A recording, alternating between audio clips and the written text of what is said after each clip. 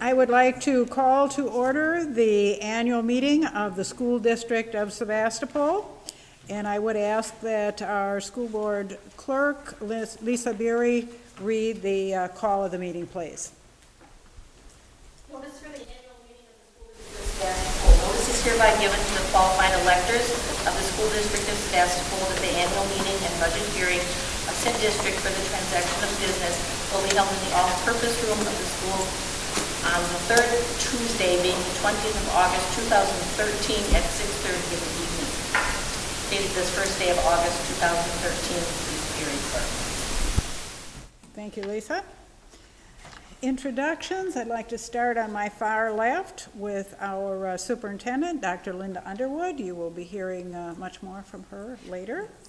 Next to her is our business manager, Cindy Visti. I am Sue Today, president of the Sevastopol School Board. To my right is Randy Nesbitt, our attorney for this evening, to keep us in line with all that we need to do and dotting the I's and crossing the T's to make sure everything is legal. We have a number of board members in the audience. Dick Weidman over here. You've already heard from Lisa Beery. And next to her, Jane Lubker. And over here we have Jay Zahn. So we have our two principals here, our junior high and high school principal, Adam Baer, and you will be hearing from him later as well. And our new elementary principal, Mary Donaldson, and we want to welcome her to our district. We're delighted to have her, and you will hear from her as well. So with that, we will get started. And our first order of business is to elect a chairperson according to Wisconsin Statutes 120.10. I would open the floor now for nominations for a chairperson for this evening's meeting. I'll nominate Linda Way. We have a nomination of Linda Way. I'll second that. And we have a second. Are there any other nominations? Are there any other nominations? Any? I move we close the nominations and elect Linda Way unanimously. All right. We have a unanimous ballot cast for Linda Waite as department chair. All in favor of the motion say aye. Aye. Opposed? Hearing none. Linda is our chair. Thank you, Linda. Come on up. Go get it. It's been a couple years. Well, then it's time. It's like riding a bike. Thank you, Suzanne. And Randy will help us. And with Randy's guidance, we'll just Well, move just right fine. along, right? Okay, so next order of business would be to, Excuse me, Linda, before you go on, I want to introduce somebody else who just appeared in the back door, Mark Lautenbach, who is in charge of our transportation and all other good things here at the district, our physical facilities. We've been working very, very hard this summer to get everything up and running for the new school year. Thank you. okay, so the next order of business would be approval of the previous minutes from the annual meeting held on August 28th, 2012. But we don't do a motion on this one. They just stand approved as presented.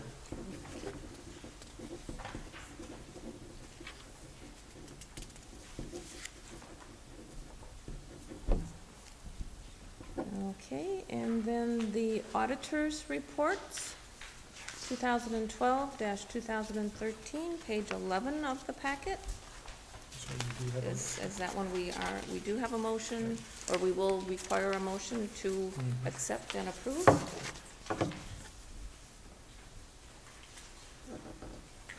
We need a motion to I will accept. so move to approve the auditor's report. Okay, Jay. Second by Suzanne. Any discussion on that? Second. Okay, thank you. Any discussion on that? Okay. All those in favor? Aye. Opposed? Okay, hearing none, motion carried. And State of the District 2012-2013 Academic Progress Report. Financial I'm sorry. report. Yeah, the Alright. financial report first. Number 7, 2012-2013 Financial Report, pages 7 and 8. Is that something we're going to be accepting as well, approving and No, accepting? we don't approve and accept this one. This is just For information, or? a presentation if the administrator chooses to present it at this point. And I'm ready to do that. Thank you, Linda. We'll get this rolling.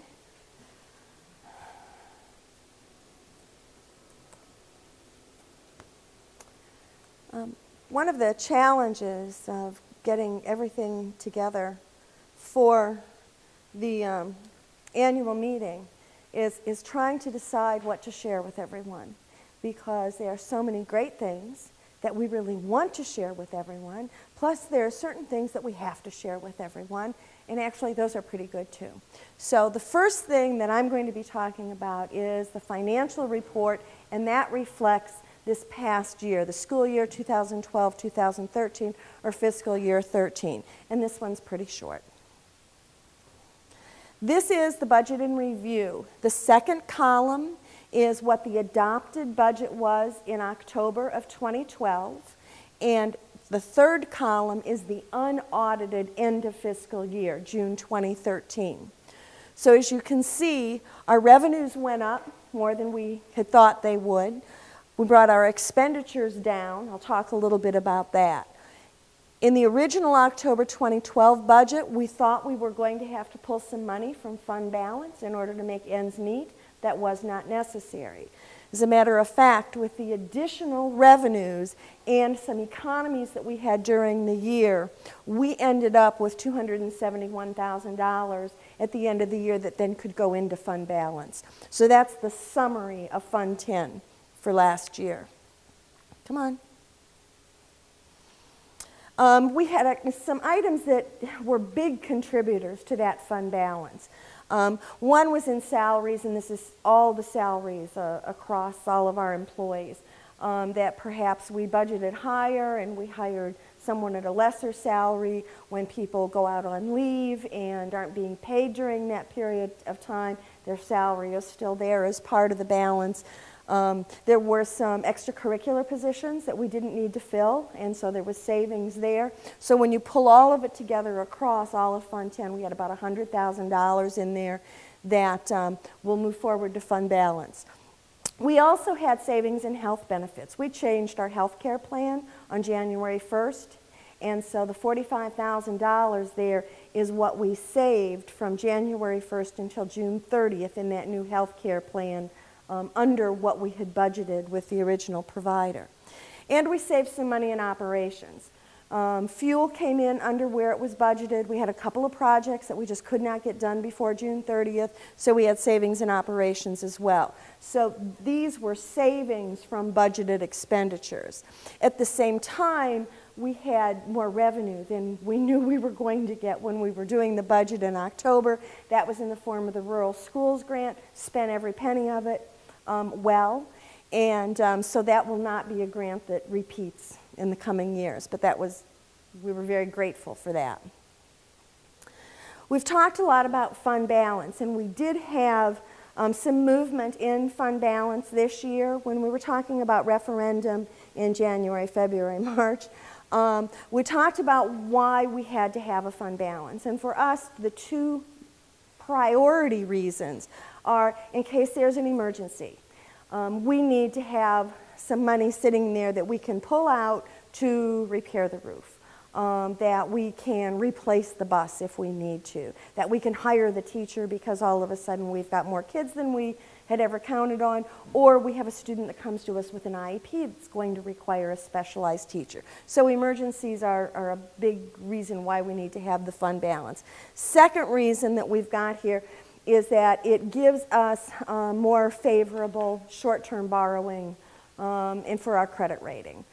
Because we get very little state money and we don't get our tax money until 6 months or so into the year, we need to short-term borrow in order to pay our bills until the tax money starts to roll. So this year we used some of our fund balance. Several years ago, we took out a loan in order to buy into the Wisconsin retirement system.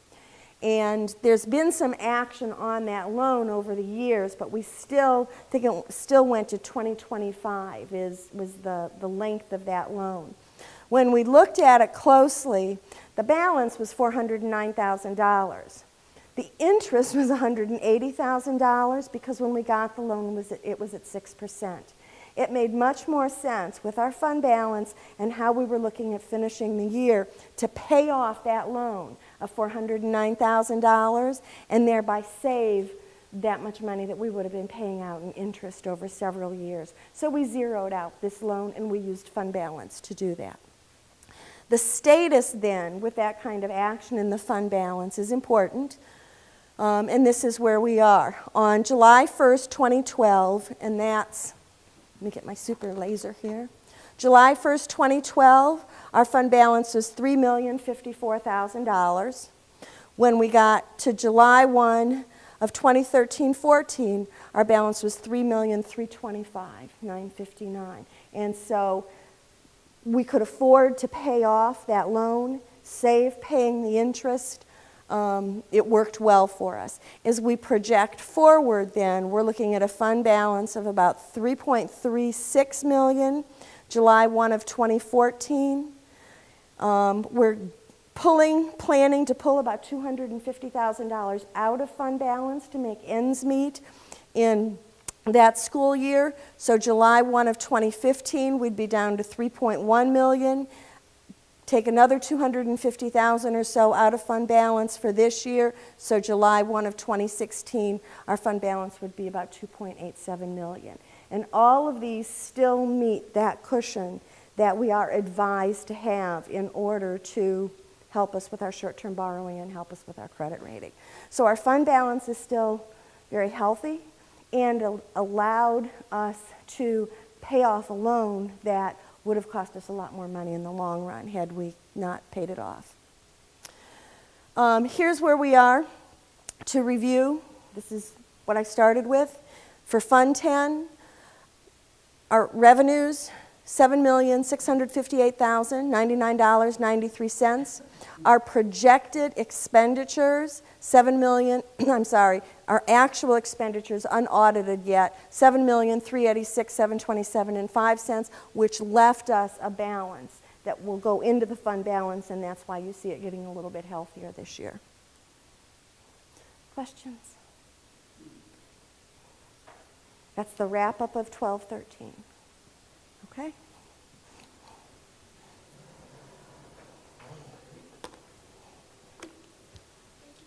Thank you. Yes, we like positive endings. State of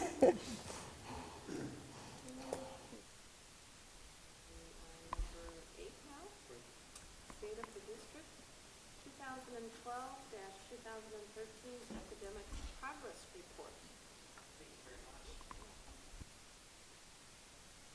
I'd both like to formally have the opportunity to welcome Mrs. Mary Donaldson as part of our team. We're very excited to have her as part of our school community. She comes to us with a wealth of experiences, but most importantly, she comes to us with a student-centered approach. She cares very much about students and about the decisions that we make to make sure they're in line with what's best for kids. So we want to formally welcome her to our team and say thank you for everything you've done already. Thank you. She hasn't missed a beat. Who wants control of the Thank you, I remote? appreciate that. Mary and I are going to do our presentation together today, and I think we both appreciate the opportunity to address our community. Over the years, Sevastopol has been successful for many reasons, but one of the primary reasons why we've been successful is because of the support we've received from our community. So we want to thank those that are in attendance tonight, and then thank everybody that might be watching this on video. What we want to talk about today is we want to emphasize, and we're going to do our reports together because I think it's important that we emphasize our school goals. Because we're in a small school district, we have an opportunity to align our K through 12 learning goals, and it really benefits our students and our parents because we can communicate a consistent message. So today we're going to make an effort to go through our presentation in the same way. we're going to talk about tonight, we're going to talk, of course, about the goals we had for the last year, for 2012-13 school year. We're going to look at some of the highlights of last year, and there are many. We're also going to look forward into this next upcoming year and talk a little bit about our plans in the future. Since I've had the opportunity or the pleasure just to be here 5 weeks, I'll interject along the way, but I would like to also thank the community for being here. We've had a number of opportunities to interview, and everybody wants to come to this district to work and be part of working with your children and with your staff. So we'll do it together, but Adam is the one here. So. We've rehearsed this several times. One of the common themes that we have throughout our school is literacy. Probably the most important goal that we can have for students is that they leave our school ready for anything. And of course we want them to be able to find the information, obtain the information they need to be successful. So we've done a lot of work with our staff over this last year and previous years to reinforce the importance of reading and writing in our classroom. Not only in our core academic subjects, but also in our elective areas, our teachers are emphasizing the importance of literacy. So we've done a great deal to implement curriculum, to implement projects that involve literacy across all of our levels. Some specific things that we've done most recently is we implemented a new K-12 resource, textbook, available to our students and teachers, and that's really supported our efforts to teach English language arts to our students in our reading. In addition to that, we've extended class time for our elementary students and middle school students, so we now spend more time in that subject area. So we're giving a student an extra 20 to 40 minutes of instructional time each day in English language arts. In addition to that, we've developed some common themes. We've made everything more the same. So we've had consistent policies for students coming out of elementary, going through middle school and high school by having guidelines for reading and writing practices in our school. Along the way, we also want to have fun with reading. We want our students to enjoy reading, so we've done some really fun things with students, and that includes Stop, Drop, and Read. It's a really great program where we announce that everybody stop, drops, and read. We're hoping that all of our kids are carrying books. Even our administrators are carrying books, and people sit on benches and sit down and they just read something for enjoyment. So we really want to emphasize that with our students. In addition to that, we've done summer read projects. We've also done points for pages and tried to motivate our students even at times by coloring our hair purple, which is something that I did this year. But that's fun, and we really want to emphasize the importance of this throughout our school. So this is a goal that we had last year that we'll carry forward probably forever, as reading is very essential for kids. Another school-wide learning goal is Common Core State Standards, and the Common Core State Standards were adopted by our state a few years ago, and we have a 5-year implementation process, and we're very excited about this because next year is the last year before we start to assess the implementation of our Common Core State Standards. An assessment will be done through our Smarter Balanced Assessment, which I'll talk about in a few moments. But we've spent a lot of time embedding these Common Core State Standards in 2 subject areas in math and English language arts, which are the areas that the state has adopted. To do this, we've investigated and aligned standards for all content areas. Our teachers have spent an enormous amount of professional development time going over these standards, looking at their resources, making sure that they're embedded in the teaching and learning that takes place each day in our classroom. In addition to that, we have developed curriculum and instructional best practices. So we've gone out and found those best practices, but we've also incorporated them in our teaching and learning.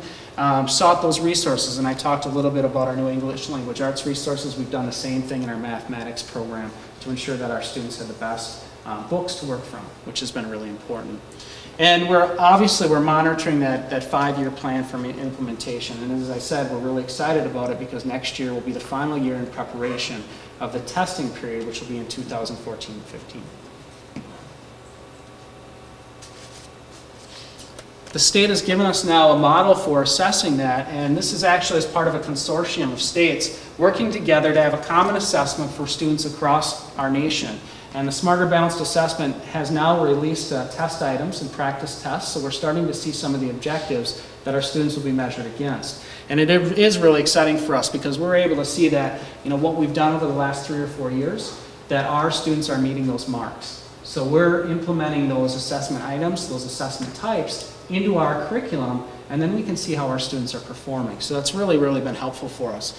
But as I said, aligning those assessments to instructional best practices to make sure we meet the smarter balanced assessment objective that will be used to measure all students. So that's where we're at right now. We also we had an opportunity to pilot the smarter balanced assessment in our middle school, and we learned a great deal from that, but it was really valuable for us to see our teachers get involved in implementing this new test and watch and draw conclusions from how our students were taking that test and what they were learning and then the outcomes of that test. We are also developing instructional assessment consistent with it. So what that bullet indicates is that we are now making sure that our assessments that we give in our classroom, our regular test practices, simulate those question types and the rigor of the expectations that are going to take place on the Smarter Balanced Assessment. Okay, so we can measure throughout a school year how our students are going to perform, and that's been a big part of our progress towards moving towards those goals.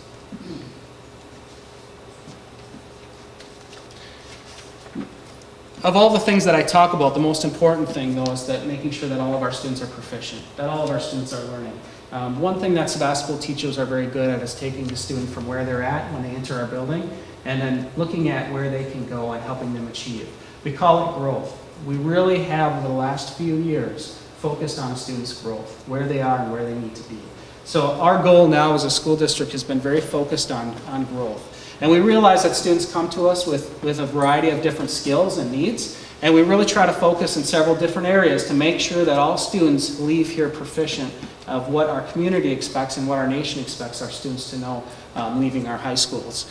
And the things that we focus on most specifically, our teachers are really the front line of this, and we've trained all of our staff on classroom differentiation. We spent a lot of time on that.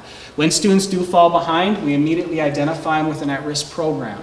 So there are indicators, and I have reports that I view and share with my teaching staff on a weekly basis, so we can see if there are indicators of students that might be falling behind. And right away we start to pick them up with some other programs. We might put in place a child study team, which is a team approach to evaluating where that student might be struggling and then putting the interventions or practices in place so that we can support them, bring them back up to that grade level expectation which we have for all kids. In addition to that, we have some special programs within our school. One of the programs that we have in high school is a transition course. When our students come into high school, we have a freshman transition course so that they can learn the expectations of our high school. We have similar programs in our middle school and then in our elementary school. In addition to that, our middle school intervention and enrichment, we have an hour a day set aside so that if a student starts to struggle, we can push or pull them into the setting that they need the most help in. So for example, if we identify a need for a student in math, we can pull them out. We have our math teacher available so that we can push them right in with that math teacher and they don't miss any of the regular instruction. So it's on top of. So very quickly we try to put in supports for students so that all of our students can achieve. And that I think is important to our teachers and our community. So we're doing our best in those practices. In addition to that, we have very similar programs at our elementary school. But one of the things that we've changed, and our last year was the first year of having an early childhood special education program. And that's made a big difference in as we talk about closing those achievement gaps for all students. In addition to that, we continue to support our English language learners through language acquisition programs, classroom differentiation, and of course our families through interpretive services so that they can feel as if they're part of our community as well as they are, which is very important to us.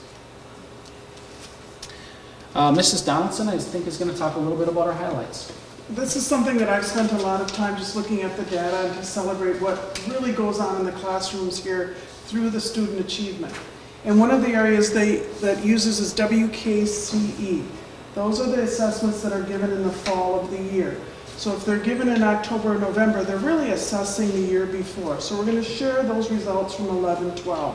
The Smarter Balance assessment that Adam referred to will be given at the end of the year and will take the place of the WKCE. Right here we have the 4th grade results of the WKCE, which would have been, again, for the 11-12 school year. So as you're looking at this, there's a great deal to celebrate, but there's an opportunity here to look at really how we can improve and how we can get better. Last year, this district adopted a benchmark reading series. And as I look into that, we have teachers from around the state that are coming here to see what we're doing for reading. So I'm really interested to see what WKCE reflects in this going the next year. Because you can see in every area, language arts, math, science, and social studies, we are above the state average. In reading, we're close, and we need to look at that, and that's an opportunity for us to grow in the next year to figure that out. We took 4th grade, 8th grade, and 10th grade, and Adam's going to talk about 8th and 10th. Mhm.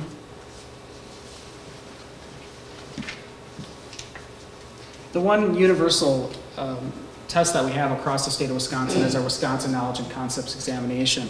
And students take the test in 5 content areas in their 4th, 8th, and 10th grade years. So we really get an opportunity to look at those students and the progress of each of those schools. What I have highlighted here are our reading scores. Our scores for Sevastopol School. And this is Packerland Conference scores. And then here are our state averages. So these are the results, but the numbers that these represent are the numbers of students that are proficient or advanced. And what I want to highlight for us is that our students did a wonderful job. In fact, they led the conference in total combined score in 8th grade. So I'm very proud of them. They did outstanding in reading and mathematics, which are the 2 areas where we've implemented the most changes most recently. So I really believe that our kids are hitting the benchmarks in those areas. Our high school scores show much of the same. Again, I have the same format. The average of those students who are proficient and advanced in each of those areas. Again, we led the conference in combined total scores, and I'd just like to highlight some of those scores. Language arts, 96% of our students were proficient or advanced. Science and social studies, we also had exceptional production from our students and staff. We can all be proud of this, and I think that that has led to a number of accomplishments within our school. One thing that I'd like to spend a little bit more time on tonight, though, is talking about our ACT scores, and I believe that that's the next slide. If you can see this graph, and I hope, Laddie, that the camera picks it up pretty well, but I know that we're going to make this presentation available on our website as well, so if there's a community member that would like to look into this further, I would appreciate it if they'd seek out these resources there. What this shows is it shows our ACT scores, and if you don't understand the ACT test or its purpose, it's administered to students who are interested in attending college. Most of our students take it in their junior year. The test shows a student's readiness for college level, freshman level classes. Okay, so those are the results that we're looking at. What I have here is a 7-year trend, actually, and I'm able to project out into 2012-13 and 2013-14 because of the data we've collected internally. Unfortunately, I haven't received yet the state scores for that, but I can probably project where our state average is going to be for the next 2 years. However, what I want to look at, and is very interesting to us, is that our state average typically is right around 22, 22.5, right in the middle. Sevastopol over time, if you look at our trends, we have an outlier here. We have an exceptional class that did quite well in 2009-10. And then we have 2 more classes that performed right at the state average. Now this is not atypical. This is quite typical, in fact. The range of ACT scores is quite small. To change your ACT scores by 0.5 point is very significant. So you might see swings, but they're going to be very small because of the range. However, as a staff, we thought that we could do better. We really motivated or tried to work with our students, our parents, our school community to increase our ACT scores this year. So we put a lot of focus and effort on that. Just in 1 year's worth of work, we were able to jump those scores to 24. Over 24, and we're very excited about that opportunity for our students. This shouldn't necessarily be a reflection just of the school, but it should be a reflection of the opportunity that it has for our students. Having higher ACT scores gives our students a better opportunity to attend colleges, be accepted in those colleges of their choice, and then have opportunities towards scholarship. So we really see this as a student-motivated goal for our staff to help our students accomplish and achieve the goals that they have for their future. So we're very excited about the results. This is the graduating class of 2012-13, and we're already able to project because most of our students take it as juniors. So this is last year's class of juniors, this year's class of seniors, and that class will be graduating next year, of course. And those scores, hopefully some of those kids will take that test again and it'll actually improve and bump up even more. So we're very excited about the work that's happened there and hopefully the opportunities that we've provided for kids. In addition to that, I wanted to speak from a little bit of a historical perspective. I think one of the indicators in determining the success of our school, of our community, is by our enrollment. And we have always talked about open enrollment. We've always talked about declining enrollment as part of our school. Last year, Dr. Underwood had an opportunity for the first time, and I've been here for 12 years, I'm starting my 13th year, to talk about an increase in enrollment. I think for years we've told our community about a decreasing enrollment trend. However, last year we had an increase, and now the second year in a row we'll have an increase of student enrollment in our schools. So it's very exciting for us. This year we're projecting, and these numbers are tentative right now, but we're projecting an overall enrollment increase of about 28 students, which is just exceptional. Now, I talked a little bit about open enrollment, and we have balanced that scale a little bit, and what we're starting to see is more open enrollment than open enrollment in rather than out. And we all know that our close proximity, there are a lot of concerns that might have that either other way, but we have changed that trend and we're seeing positive growth in our school population, so I'm very excited to share that with the community as well. And now I talk about a few of our highlights. This is the fun part. Now, as I talk about this, there are many things that I might forget because so many things have happened that have been good in our school this last year. First of all, our high school is recognized as one of America's best high schools. It's quite an accomplishment. Over my 4 years as principal, we've accomplished it twice, but it is quite an accomplishment for our students. And that is determined, actually, it's according to the U.S. News and World Report, but some of the indicators they use is our students' participation in advanced placement courses. They use the ACT scores, and they also use WKC or state achievement scores as well. So our students, our high school students, were recognized as being part of one of the best schools in the nation, which is outstanding. In addition to that, our class of 2013 was awarded over $1 million in scholarship opportunities. And that was split between 41 students. So you can tell that our students leaving Sevastopol have a lot of opportunities in the future. In addition to that, we have a very successful Destination Imagination program. Last year we had 7 teams that qualified for state, and we had 3 teams that went on to globals, and we had 1 middle school team that was global championship. And I see Kathy and Jerry in the audience today. I appreciate all the hard work and effort you put towards that program because it really shows up in our classrooms and throughout our community. In addition to that, this is something that I want to explain a little bit. It's the annual report card. Last year was the first time that the state of Wisconsin used a new reporting tool. It's called the annual report card. Each school receives one, and this year the district will receive one as well. So this information was available to us last October, but unfortunately it's the data for the 11-12 school year, so it is a little bit outdated. But in that report last year, all 3 of our schools, elementary, middle, and high school, all exceeded the state's expectations.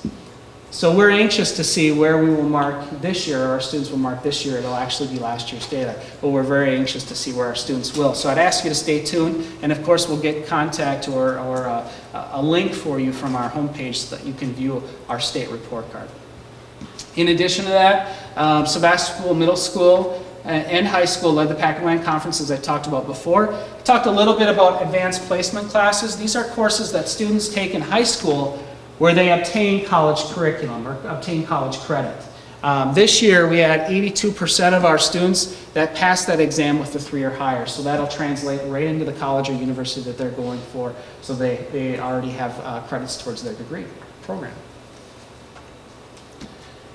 And I get to talk Thomas is going to talk about a few more.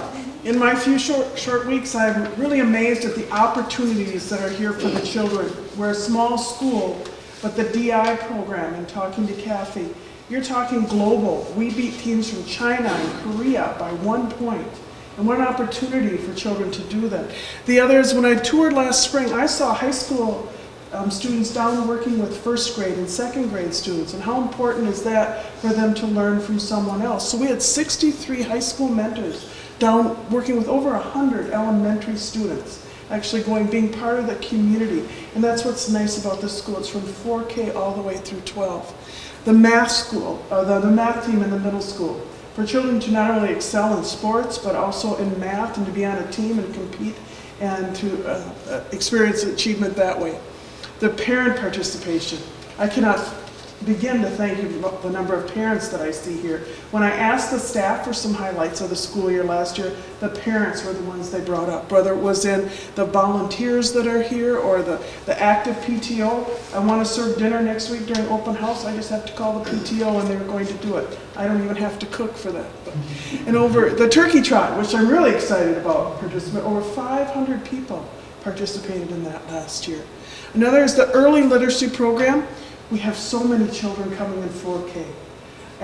Class of 2027, Adam's son Aiden will be one of our 4Kers this year. We added an extra section. So in addition to the 2 sections we now have a 3rd section, and they still keep coming. And it is so important because that's where it starts, in that 4K and going all the way through 12th grade. So we've added that, as well as the early childhood special education program. The sooner they can get to school, the better. The adoption that I spoke of earlier of the pre-K through 5 benchmark reading program. That program is all comprehensive. It has technology embedded in it. It has different books for the kids to read. The teachers, all teachers love it that I've talked to so far and have embraced that also. The fine arts, I heard about the musical last year, the play last year. I heard we're running out of instruments for music, which is incredible that we have that program growing, as well as we have the athletic events to partner with it. Now looking forward, going into next year, and now this I can speak to, the Common Core standards, if you're talking about, it's just basically what do the children have to learn at that grade level? It's that simple. It's not a bunch of books, it's what are the key factors they have to learn each, and those are the Common Core state standards which we've embraced.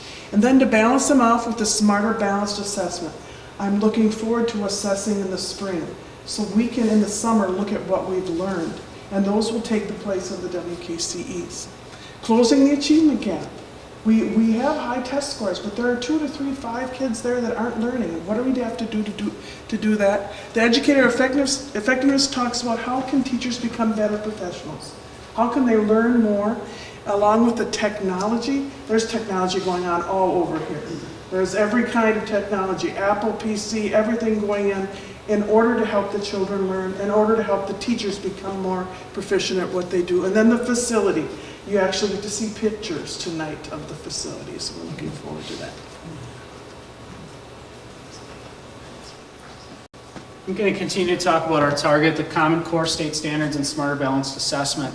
And this really is something that I've focused and put a lot of time and effort on, and so has our staff. So I hope that as we go through this, you understand it. If you don't, I would encourage you to contact the school and we can talk to you more about our goals moving forward. But we are now at a point where we're going to start to assess our students, not with the WKC any longer, but with a Smarter Balanced Assessment on new expectations. The new expectations are very rigorous, and they do demand that our students know more leaving our schools, our buildings. And that's important. I think we can always expect more here at Sevastopol. This year, we have an opportunity to develop, select, and administer assessments in our classroom to see that our students are prepared for that new testing cycle that will happen in 14-15.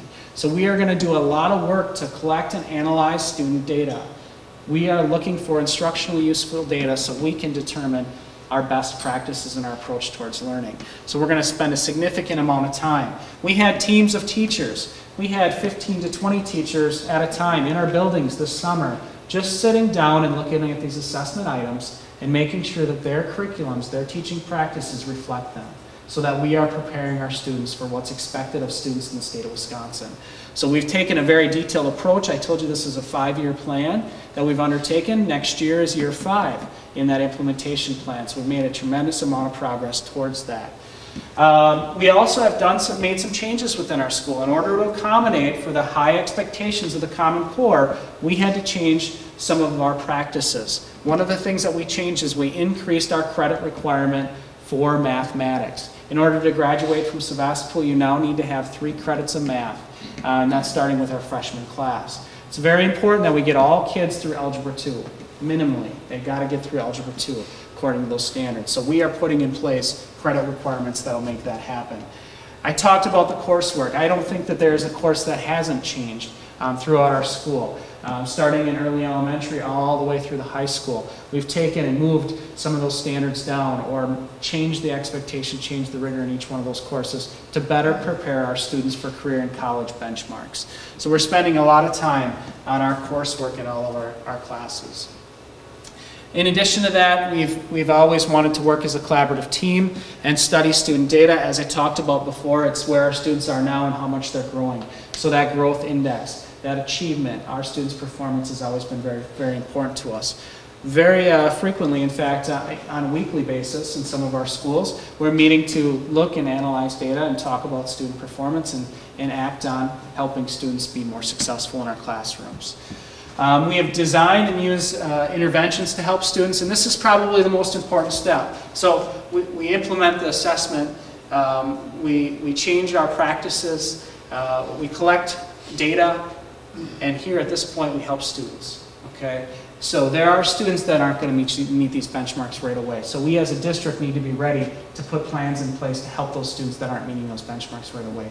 And I know through conversations that we've had all summer that our teachers are prepared to help every student achieve here at Sevastopol.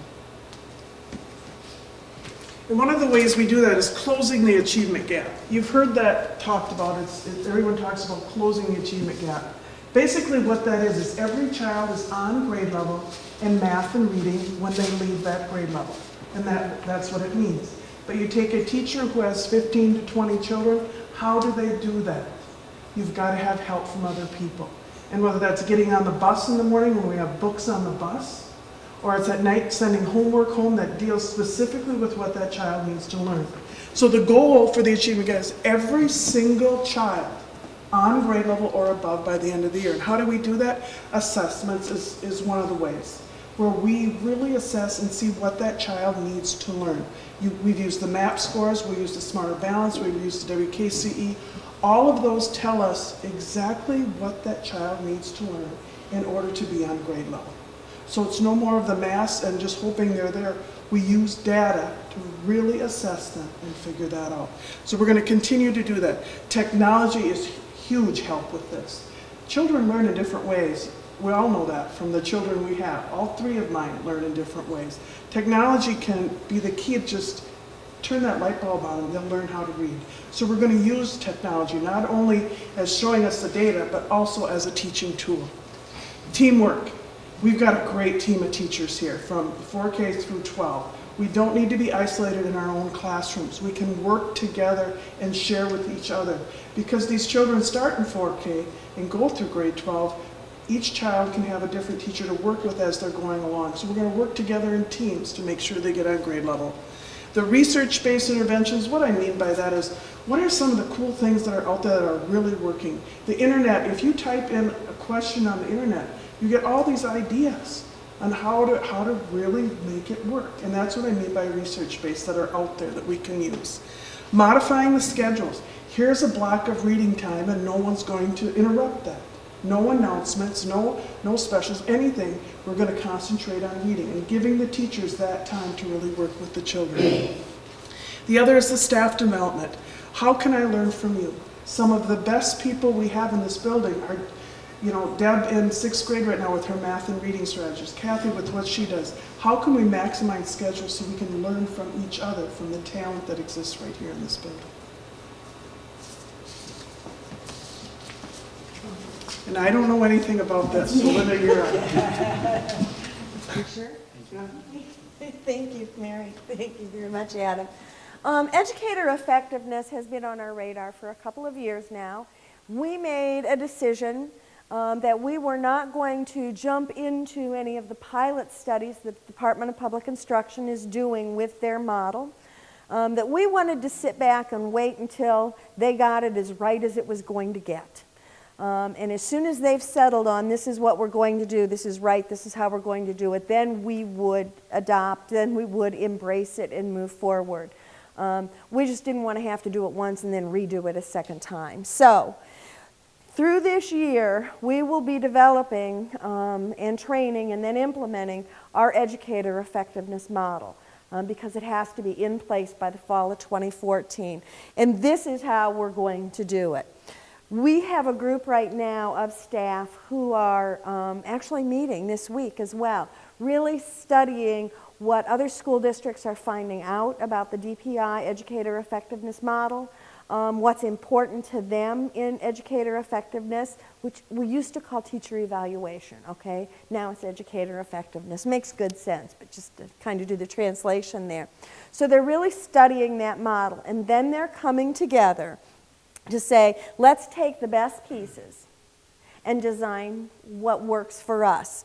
So we'll design the teacher and principal evaluation models to support continuous improvement, because continuous improvement is absolutely critical. Anyone that's doing the same thing that they were doing 10 years ago, 5 years ago, even 2 years ago, isn't demonstrating that continuous improvement that really is demanded of all of us, which with as rapid as the change is in education these days. So the models to support continuous improvement that's consistent with the state mandate, because there are some really clear rules from the state on what we need to be doing, and also that clearly reflects Sevastopol culture and values, because this needs to be something that we believe in. It needs to be needs to be credible for all of us. We need to have that buy-in. We need to have that ownership. It needs to be a part of us. The next one, administrators and some lead teachers are going to have to go through some pretty rigorous training for the DPI model, and we have to pass the test. If we don't pass the test, we have to go back and take the class again because we have to be certified. We're going to ask the board then to look at the recommendation from our Educator Effectiveness Committee to approve what we're calling in a draft form the Sevastopol Educator Effectiveness Continuous Improvement Program, because we want to keep that continuous improvement right out front. Next spring, we'll be rolling this out to all of our teaching staff so that they can ask their questions, so they can see how it works, so they can play with some of the technology that's a big part of this, because come fall 2014, we implement it. It's a big project. It's one of those hidden work of schools kinds of things. We have to do this because it's the rule. We want to do this because we think it'll make us better teachers. So that's the Educator Effectiveness Plan. The next piece that I have for you tonight is technology. And that has been an issue, a big point, an initiative that we've been following for many months now. Right now, we are undergoing a complete technology transformation. We have replaced our infrastructure, expanded our servers, separated some things out, replaced some wiring where we needed to. Infrastructure's there. We've improved the wireless access. It was tremendously frustrating to people when you'd move from one part of the building to the other that you'd drop your access and you couldn't do anything else. We replaced the phone system, and the cutover for the phone system is this week, and it's going to work. We're going to be able to get messages. You're going to be able to understand who you're talking with on the phone, and there won't be bleed over from one telephone call to the other, which can be really awkward. We have teacher tools that we're rolling out right now. And the tools are not limited. Certainly we have computers, we have desktops, we have laptops. We're talking about iPads. We're doing some smartboard kinds of things. Tweaking things. I want to monitor. I need speakers. So there are teacher tools that are being built in, and also student tools, so that we're matching to students the kinds of tools that they need for their developmental level, for what the demand of the curriculum is, for what the demand of Smarter Balanced Assessment is. Next, and continuously plan and deliver comprehensive professional development. That professional development has to support instruction. That's part of continuous improvement. It has to support and expand the curriculum and resources, and both Adam and Mary referred to that. That is, we're moving in Common Core, moving into Smarter Balanced Assessment. You need new resources. You need to pull those things in that are going to be most effective, and a lot of those are technology-based. And so our technology is going to help with that. We've got to support Smarter Balanced Assessment, which is an online assessment.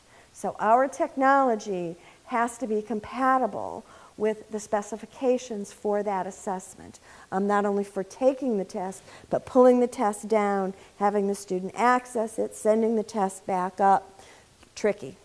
We're improving communication through some of our professional development using new technology, and also we're improving safety and security through technology. We have struggled a little bit in how we communicate in a crisis, in any kind of emergency, and the new technology is going to help us do that. Next page in technology is increase and improve student use. Multiple platforms, because who knows when students leave here what they're going to be using, so we want them to have some level of expertise on multiple platforms. We're looking at collaborative, project-based teaching and assessment, using technology to collaborate. We're expanding our online and web-based instruction and resources, and we need to focus on cyber citizenship so that kids do the right thing, so that they use their technology appropriately, so that they can judge those resources that are out there on the internet. You've heard the commercial, if it's on the internet, it must be true. We know that's not right. So cyber citizenship is, we've got to get our hands around it and become more systematic about how that's been rolling out. And the last one on here, services for the community. In conversations and in talking with people around, we really want to be able to share with the community the technology that we're building. We sent out a survey in the newsletter, and I would say that so far, out of the ones that we've received, 9 out of 10 want something in technology. They want to learn to use the iPad, or they want to learn how to use some office tools, or they want to learn how to communicate on the internet. So we're going to be looking at those courses and also providing times and support so that the community has access to our internet resources, to our technology tools that we have here. That's the technology thing we've been doing this year. We've also been doing a lot with the facility, and Rock and I had to work really hard at choosing what we were going to put up here because there's so much. It's also difficult to categorize things because they cross categories. Just because something provides us energy efficiency, it might also improve the quality of our environment here. So we've taken a shot at it. Energy efficiency, operational efficiency, and those things are both coming through our energy efficiency performance contract. Basically, those are the measures in that. We're looking at the quality of our environment. We're looking at safety and security of the facility, and also aesthetics. And aesthetics isn't just frou-frou. Sometimes aesthetics is related to making it safer, making it more secure, making it healthier, preserving the envelope, preserving our asset, which is the building. So here we go on the facility. These are 2 new, and Rock, jump in here if you want to. These are 2 of the new boilers that are high efficiency that have been installed to replace some of our older ones, which were really energy suckers, okay? So boilers, and we've got them in 3 different places that we're replacing boilers that are going to deliver more at less. This is a gentleman standing on a ladder. We are replacing, and if you walk around the building, you'll see a lot of our lights hanging down like that. We're replacing a lot of our lights with much more energy efficiency lighting. You'll also see, as they continue to work their way through the building, that we have motion occupancy sensors. I've lost the real word, Rock. When you walk into the room, the light goes on. When you leave the room, the light goes off. So some of those are going in as well. So these are efficiencies. This is the intake air that didn't look like this before they started. When they got it cleaned off, this has to work much less hard than it used to now that it's been cleaned up, just like when you change your oil in your car. This, you might recognize this. It's coming into the building this way. This is this huge tube, and it's attached to a gigantic vacuum cleaner. And they have had that in all of the ductwork throughout the building to suck out what's in those ducts, and you're going to see some of these. So that's part of the efficiency. Efficiency moves right into quality. This is a before picture of a duct. This is after. This is a before picture of another duct. And this is after. And it's kind of disgusting, isn't it? This is a before picture of a duct, and this is after. We really think the air quality is going to be much improved after this project is finished. We also are looking at safety and security, which includes health, wellness. These are some pipes that we pulled out that we're not going to tell you where we pulled them out. Just trust us, we've replaced them now. We have new exit signs so that they are much better seen and are certainly more efficient. We have a lot of signage, not only on the building but on the grounds. And, you know, we put the signage up to improve, you know, our one-way, you know, through the front of the building, to remind people who want to walk their pets on our grounds how they need to respect our property, and the visitors' notices, which are now in 2 languages for us. And aesthetics. This stuff up here is called ephes, and it's kind of a styrofoam with like a coating of cement on it. And what had happened over time is that we had a lot of holes in it, but we also found that we had some leakage down behind it. And so when we went into the energy efficiency performance contract, repairing the ephes really wasn't going to save us a lot of money and energy. But as they got into it, they found that there were some places that really needed to be fixed behind the ephes. And so once those have been fixed, it's tightening up the building envelope. It's keeping the dampness out, you know, from behind the bricks. And so although it was an aesthetic project, it has some pretty remarkable aspects that help us with other parts. This is a picture of a picture. This is one plan, one proposal that the board's looking at to improve the signage on the building so that it actually, on the building somewhere, it says Sevastopol. We also have money in the budget that I'll be talking about a little later to look at what can be done with this awning. This awning was pretty well torqued in a windstorm. Let's see, it'll be 2 years ago, this fall. So we need to look at the awning. One of the things the board's looking at is that kind of sign in that place there, and then some letters at another place that say Sevastopol, so people know what it is. And finally, the thank you to the entire community for being so supportive of the school. Not a day goes by that we have members of the community here. Not a day goes by that we don't remember to say thank you. We certainly could not do all that's done for the children that we have in our care without the support of the community, without this absolutely marvelous staff, without our parents and guardians who are there working with us, you know, elbow to elbow as we go through. So that's the big thank you. It's the community that makes all of it possible. Proud past with a bright future, right? That's that one.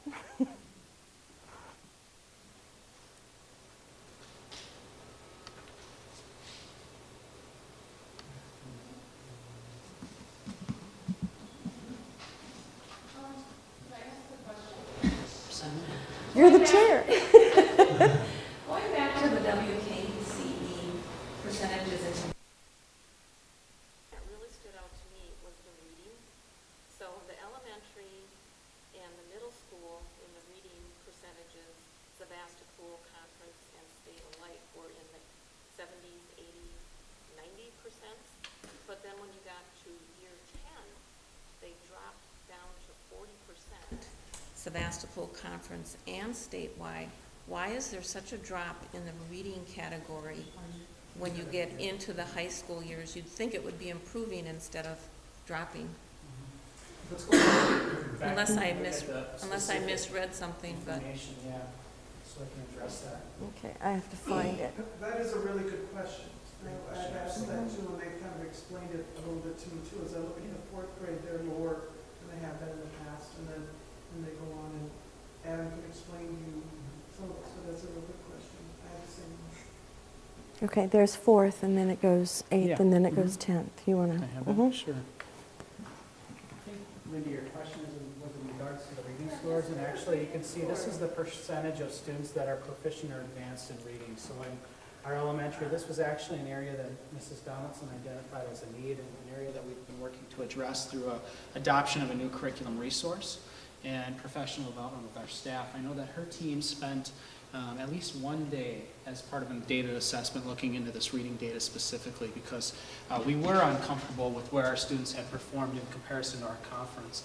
All of our other scores definitely lead the conference, okay? Another thing that concerns us is that what this shows is that 30% of our students are proficient or advanced. They're meeting the state's expectation. What happened to us most recently is they changed the expectation for students in the state of Wisconsin, but they didn't change the assessment. The assessment remains the same. We're still using that WKC assessment, but we've tried to up our expectations. So basically we have a cut score. This is the cut score for proficiency. What the state of Wisconsin did is they basically doubled that. So in years past, that number would have been 60, 70%. But because they naped the scores or adjusted them to national standards, they took an average across the nation, they readjusted them and they raised them. They raised our scores in the state of Wisconsin without changing the assessment. So we're really at a transition point. I appreciate you asking this question because it's very important. We're at a transition point where we're assessing using an old test, the WKC test, but we're using new standards and new expectations for students.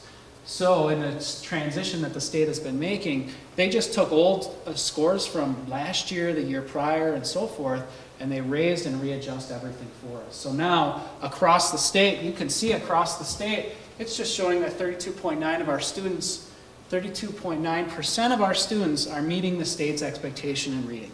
That's across the whole state of Wisconsin. That's something that as a state we need to look at, we're looking at.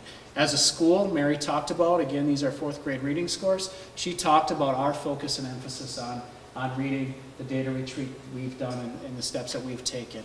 Now, in addition to that, we talked about 8th grade a little bit. I think our reading scores are quite well in 8th grade. We have 66% of our students who scored proficient or advanced.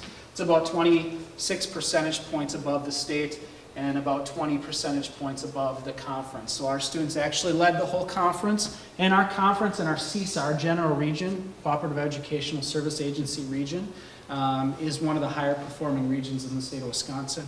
Our kids by far exceeded that in 8th grade. In 10th grade, we had 46.2%, which again led the conference. Well, led the conference average. I don't know that it led the conference necessarily, but it led the conference, and it did exceed the state by about 8 points, okay? The two areas where they named those scores, adjusted those scores, and you'll see them right here, were reading and math. Science and social studies, language arts remained the same. So that's why we're still showing proficiency levels in language arts, science, and social studies in the 80 to 90 percentile, okay? But they readjusted only in 2 areas, reading and math. And if I go backwards, you'll probably see the same trend for 8th grade. Okay. Same thing, you'll see higher scores in science and social studies, language arts. And then you'll see the same thing probably again in 4th grade. So, does that explain it a little bit, Linda? A little bit. Okay. It's just a glaring difference when you look at 30, 40% compared to 80, 97%. Absolutely. And I think it's important to understand that, and for us, we realize that we have a lot of work to do across the state of Wisconsin in order to make sure that our students, when you talk about that, I like to put it in context with kids. You know, if we line up 10 kids at Sevastopol, at Green Bay, at Madison, okay, we want 10 of those 10 students to be proficient. Okay, that's what we all achieve as educators and hope to achieve. As a state, we've got some work to do in order to adjust to those new national standards, which have been increased significantly. But we're all working very hard to accomplish that. Thank you, great question. Thank you.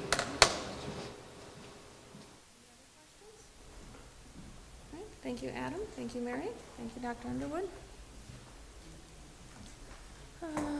Let's see, number 9 on the agenda, the 2013-2014 budget presentation and hearing.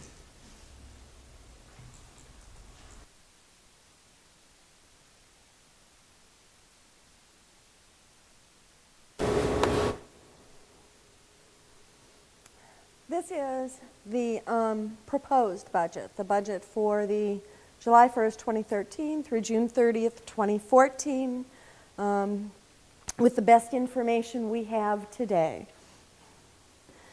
There are several different funds in our budget. We're going to spend more time on Fund 10, which is our big operating budget, sometime on Fund 80, which is the community service budget. We have some new rules, and so there's some additional information that we have to give you for that tonight. So those are the two that we'll spend the most time and give you the most specifics in. But just know that our entire budget, and you'll see that at the very end of the presentation, is made up of all of these different funds. The proposed budget, start from the top, we're looking at $7.8 million in revenue, and I'll break that down for you. We're looking at $7.768 million in expenditures. So as I stand here today, we have $34,737 that hasn't been budgeted. Now, do we not need that money? That's not the case. I already have a request for another aide. We may be looking for another teacher. At this time of the year, until the kids walk through the door, until we know what our September count is, everything might be a little iffy. But as we go through and could say we're sure of this for revenue, we know these are the expenditures that we need going into the beginning of the school year, we've got a budgeted surplus of $34,737. This is where our expenditures fall. 49.6% of those expenditures are instruction, 36.3% support services, and 14% non-program. And this is what makes up those categories. In instruction, it's everything that has anything to do with the classroom, as well as athletics. I'm going to jump over to support services, because these are all of the things that basically make the school district run and make it possible for the teachers who are in the classrooms to do the work that we ask them to do. And so there's a long list of things in support services. Non-program is money moving back and forth, kind of. It's open enrollment. It's money that we send to other school districts because we have students who open enroll to another school district. It's transfers to Fund 27 and 38, and those are our special funds. Non-open enrollment tuition. In other words, if a student is not open enrolled, but we're paying tuition for that student for some reason, it would be in that fund, and the co-op sports program. So the big one is instruction. That's everything in classroom. Support services is everything that has to happen in order to support what goes on in the classroom. And the non-program are fund transfers depending on where students are. This is the history of expenditures that goes back to the audited numbers in 2010, 2011. The 10, 11 are the gray bars, and the first one on that left is instruction. The middle one is support services. Then you see non-program, and then it's the total over here on the far right. And you can see deviations in that. You can see that we went from 10 to 11, from 10, 11 to 11, 12, that there were decreases in every area. Then you can see that in 12, 13, which is unaudited, it's pretty flat in instruction and support services, but we had a lot more in non-program then. And then the proposed is kind of that gold color, so there's an increase in instruction. We've talked about some of those reasons, an additional 4K program. We've had some technology kinds of things that we've been doing. Support services is up. Non-program is down. And that's a difference that you'll also see in the revenues in our open enrollment balance. And overall, we're pretty close to being even with where we were at the 10-11 audit. So let's switch to revenues. Revenues come to us from 5 different areas. State, interdistrict, which is open enrollment payments that come to us from other districts. Federal, which are Title I, Title II, Title VI-B, all of the federal programs are in there. Local and other. And the other is always very small. It's what we make from garage sales, or if we get a reimbursement for workers' comp. It's money that doesn't fit anywhere else, but we need to account for it, and so that's the other. So what do our revenues look like in the pie? What a surprise. 89.2% of our revenues are local dollars. There was a bit of a shift from last year to this year, where our local percentage is down just a hair. Our inter-district revenues are up, and that's that shift in open enrollment. Federal is down, and state is down. So the shift in inter-district helped us, but no matter how you cut this pie, the biggest portion of the pie is what we get from our local community.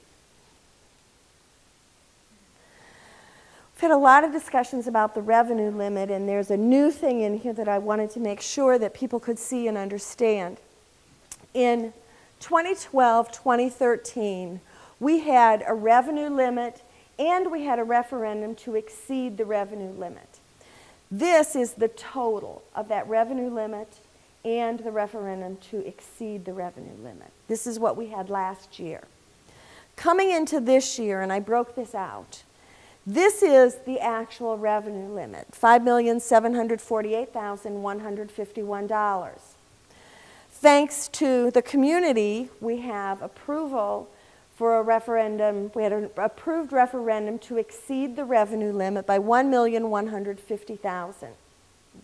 Yeah, that's it. So, revenue limit, the referendum. We also have talked a bit about our energy efficiency performance contracting. And when you enter into an energy efficiency performance contract, that cost is not included in your revenue limit. So you take these three together to give us what our actual is for our revenue for the coming year. So when you look at these three together with this total, and what our total was last year of both the revenue limit and the referendum to exceed the revenue limit, the budget has increased. The limit has increased by $169,027. Any questions on that? Come on. The budget relies primarily on enrollment. Not only how many students we have, but also that delicate balance in open enrollment. This year, we're seeing, we actually talked about a couple more kids this afternoon, but when we put this together, we were looking at 28 or 29 students more than we had last year. We've got significantly more students in 4K, and we've had students enroll in almost every grade level. So, as Adam mentioned earlier, we're looking at 563 students as head count for us, which is much more than the 534 that we had at this same time last year. So, as I was talking with groups, as we were talking about the referendum, I said, you know, we've had 1 year where our enrollment's gone up. I'm not ready yet to say that that's a trend. It may be an anomaly, just as, you know, one uptick that we've got. Well, we've got 2 years now. Now, I don't know how many years constitutes a trend, but I'm keeping my fingers crossed. Because 2 years of pretty significant enrollment increase is good for us. Here's the relationship between the revenue limit, referendum, energy efficiency. These blue lines in the back are the total. And for example, this 2015-2016, this line's higher than this one. And that's because in our forecast model, we're anticipating that our health insurance is going to go up 18% and we need to buy a new bus. So this one's higher than this. This is the total. This green here is the revenue limit. And so in our forecast model, you can see that our revenue limit is not rebounding by any sense of the word. This red here is what's been approved by the community to exceed the revenue limit. So if you take this and this, it's going to equal the blue. We have this new piece down here, however, that is our energy efficiency performance contract piece. So when you get, starting in 13-14, in the coming year, this is about $160,000. You take this and this and this, and that's where you get the total. Any questions on my Legos?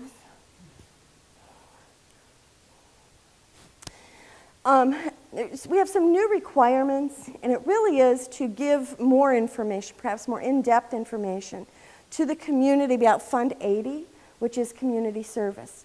And for several years, we have included in our levy a community service fund so that we can provide things, partner with the community, because we not only share a community, but we share many of the same values and interests and participants for things. So the uses of Fund 80 are in statute, and it's to be used for the community, education programs and services, training programs and services, recreational programs and services, cultural programs and services, and athletic programs and services. And so that's what the intention of the Fund 80, $20,000 in our case, is for. So as we put our projection together for the budget, what we're saying our Fund 80 will be used for is to provide workshops and classes for adults that we're pulling out of that survey that we sent out. Use of the school facility for recreation, athletics, and cultural programs. Last fall, we started training staff to be facility supervisors so that we could open the building for clubs, for recreation, for lots of different things, and be confident that we would have someone here to make sure that everybody was safe, make sure the lights on, the doors were locked, to be here in case of any emergency. And so we will continue to do that in the coming year. We'll have those facility supervisors here so the community can use the building. We contribute to the town to maintain the ball fields, and the community uses those ball fields. We also support community volunteers out of Fund 80. So once again, we're looking at $20,000 that will be rolled into the levy for Fund 80. This is the historical perspective and also our calculation for the levy for the coming year. In 2012-2013, it was $5.12. As you see in 2013-2014, it's $5.24. Did I say 512? It was $5.12 in 12-13 and $5.24 in 13-14. That $5.24 consists of the approved referendum to exceed the revenue limit. It also includes the $20,000 for Fund 10, and it includes the amount in our energy efficiency that's also above the revenue limit. So it's more than last year, but it includes all of those things. And the energy efficiency performance contract and paying that as we go for the next 10 years is definitely needed, as you saw from our before and after pictures. So here we have the tax rate and the tax levy and tax rate. You have the general fund, you have the tax chargebacks, the community service funds, and then we have debt service. That's the energy efficiency performance contract for a total of $7,072,564. And assuming that the equalized value stays flat, we would really hope it would increase, but if it stays flat, then the proposed tax rate would be $5.24. All funds, remember I went through the long list of funds at the very beginning. Fund 10 is the $7,740,000. That's our operating fund. That's, the instruction and the support services. We have special projects, and that's like our special education funding is the biggest piece of that. Debt service, that $114,000 is the energy efficiency performance contracting. Capital projects, this is a loan that we took so that we could do the energy efficiency. So this is the cost of the entire loan. This is how much we pay each year. This is how we were advised to show it, guys. I don't know what to say. So this is the cost of the entire loan. This is the annual payment. So when you add up what we would be paying this year, we're obviously not paying out a full $999,999, but we are obligated to pay that over a period of 10 years. Food service is a self-sustaining fund that actually makes money. And the community service fund, which is Fund 80. And so the total $10,044,355.92. Questions? Thank you. Thank you very much.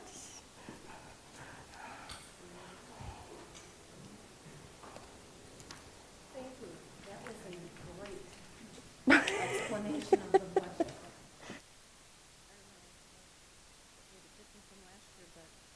I really understood it. So. Good. Thank you.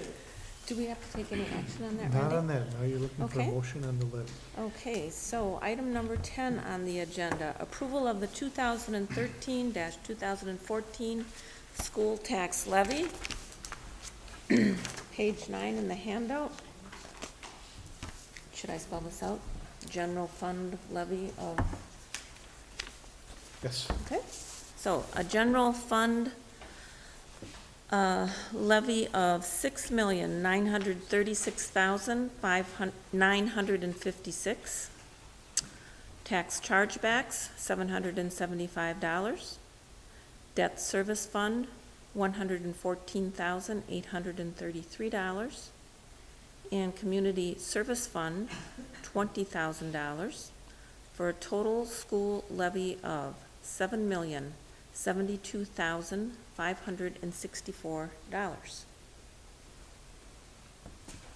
So a motion would be in order? Motion would be in order. I move that we approve the 2013-2014 school tax levy at $7,072,564. Okay, Lisa? Second by Suzanne. Any further discussion on that? Okay, all those in favor, say aye. Aye. Any opposed? Motion is carried.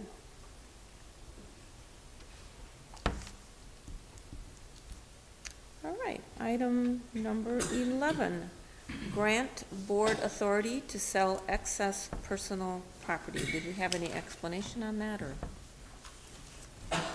Periodically, we do have property that is declared surplus. It's generally pretty well used by the time it's declared surplus, but it is nonetheless surplus, and we offer it for sale to the public. Please let me know on that. Okay.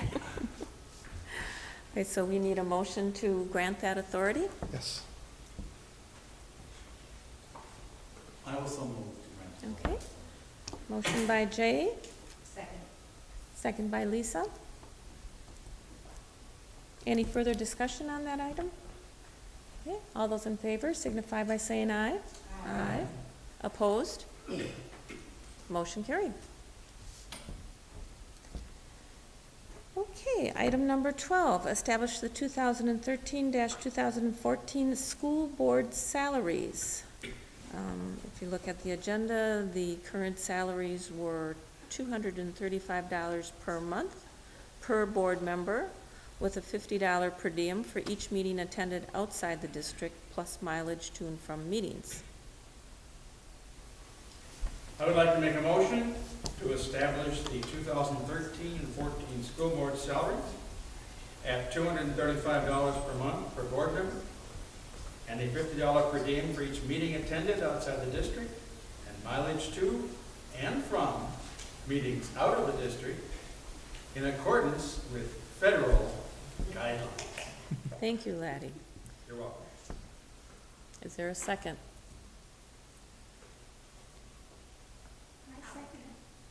Okay, second by Gail. Any discussion on that matter?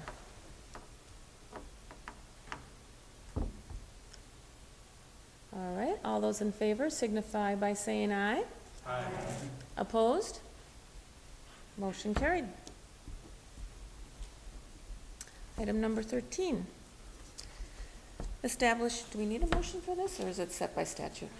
Need a motion to grant Oh, the board the authority to change if necessary.